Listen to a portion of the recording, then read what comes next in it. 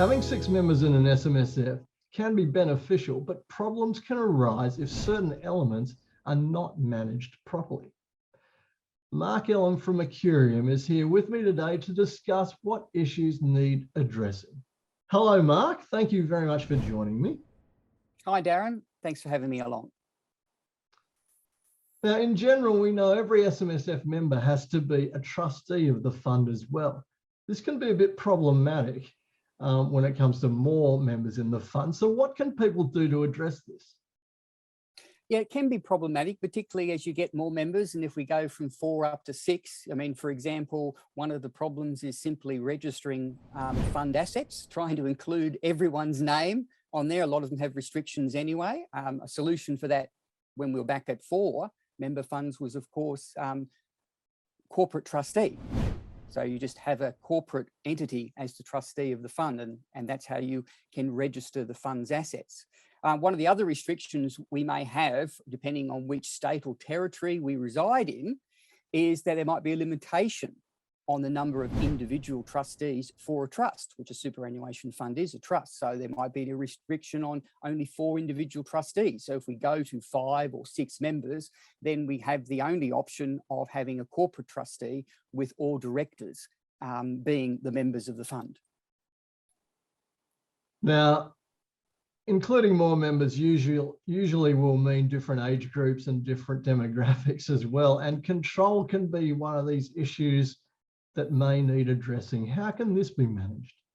Okay, so yes, it obviously is one of the disadvantages of having more members in a fund. Some might say that the optimum number of members in an SMSF is 1, just yourself. But as we see funds that have got 2, 3, 4, and maybe getting more up to the 6-member funds, we have to turn our minds to, well, how do we ensure that the people in control, people who want to have control, do actually have control. You don't want a scenario of where a parent might get outvoted by their children.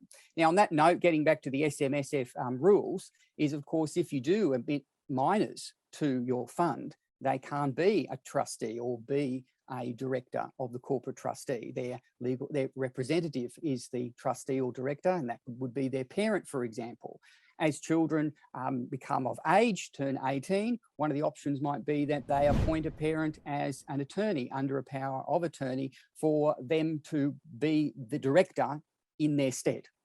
So you don't have those adult children as directors of the corporate trustee. There's also look at mechanisms within the trust deed itself for voting powers. How do trustees vote? Or in a corporate trustee scenario within the constitution of the company, what are the powers there for the directors, how the directors cast votes in order to look at that control. And then ultimately, one thing that is often missed when appointing a corporate trustee is consideration of who owns the shares in that company acting as the trustee of the fund, because ultimately the shareholders would have control of that company.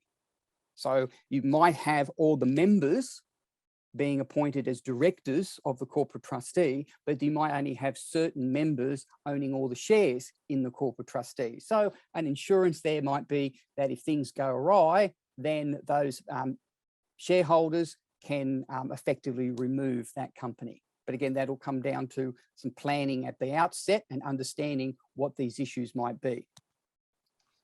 Now, Mark, more members obviously means more risk to things like bankruptcy. So are there any safeguards against that? Well, again, I think it's being aware of what possibly could go wrong at the outset. You know, making clients who say, well, I want to admit more members to my fund. I want more family members coming in, or it might be business partners. What are the reasons for that? What is the ultimate goal here? And understanding what could go wrong down the track. And one of those, as you've mentioned, is bankruptcy. That if a member enters into bankruptcy, then they are ineligible to be a trustee or a director of a corporate trustee of the SMSF. That starts a clock ticking, a 6-month clock ticking for the fund to restructure to comply with the rules. And that will either require that member rolling their benefits out, or potentially the SMSF restructuring to a small APRA fund. So again, that must be kept in mind in consideration of establishing the fund's investment strategy, saying, well, what happens if a member goes bankrupt? and I've got to roll them out within 6 months. Will I be able to do that? Or will we have funds tied up in illiquid assets that are going to make it very difficult to transfer that member out? So again, I think it's being aware of these potential issues that may come up sometime down the track. Hopefully they don't, but they may. Look, in a similar vein, 6 members in the fund obviously increases the risk of hostile actions like divorce proceedings. How can that sort of risk be mitigated? Buyer beware. I think the answer to that one is, again, being aware that this is a potential issue. So really thinking about, why are we going to a 6-member fund? Why are we going to increase the number of members in the fund? What's the purpose behind that?